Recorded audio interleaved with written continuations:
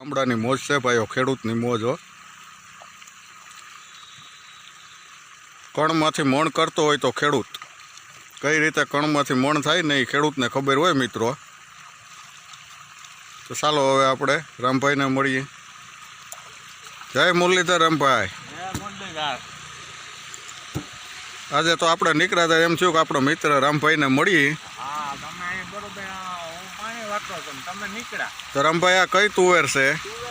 222. હાલો રામભાઈ તરસા થયા. જો આ ગામડાની મોજ છે મિત્રો.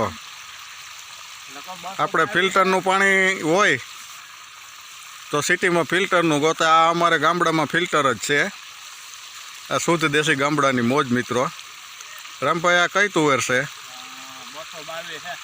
222.